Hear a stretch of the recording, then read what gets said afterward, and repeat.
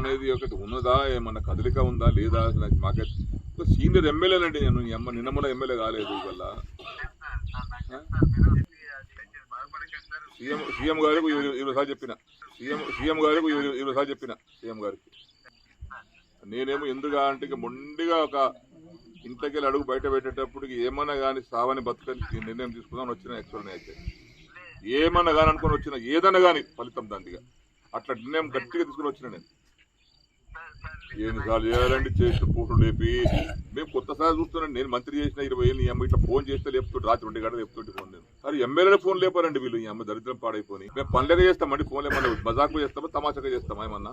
అందరిలా కూడా కాదు కదా. నేను నాకేమైనా స్వార్థం కోసం నాకు ఆ పైరు చేయి ఈ పైరు చేయి నాకు అదని చెప్తాం కాదు కదా. ప్రజల కోసం ఫోన్ చేస్తాను నేను. ఇక మాలాంటి వాళ్ళకు కూడా రెస్పాన్స్ లేకపోతే ఎందుకంటే ఇంకా ఈ రాజకీయం పాడైపోయింది దరిద్ర రాజకీయం. నా నిర్ణయం వేరే ఉండే. నా నిర్ణయానికి ఇలా ఏమైతే నైట్ అయితే ఏముందండి జంగల్లో ఉన్నాం. జంగల్లో వండుకుంటాము కూడా వస్తాం బతాం ఏముంది అంతకన్నా మించి ఒకనాడు వచ్చినా కూడా వస్తాం. ఒకనాడు పోయేది ఒకటి పోతాం. ఇంకేమున్నది ఎప్పుడో పోయేది. ఇంత ఇట్లాంటి ప్రభుత్వంలో ఇట్లాంటి పరిస్థితుల్లో మా ఫోన్ లేకపోతే ఎవరు చెప్పుకోవాలి శ్రీ గారు? మేము ఎవరితో మాట్లాడాలి? మేము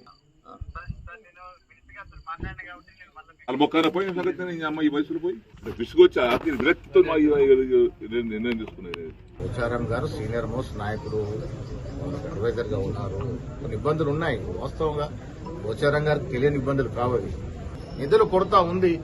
పోచారం గారు అభివృద్ధి ఆకాంక్షించిన నాయకుడు. కొద్ది ఇబ్బందులు అవుతుండొచ్చు. వారు అర్థం చేసుకుంటారని అనుకుంటా ఉన్నారు.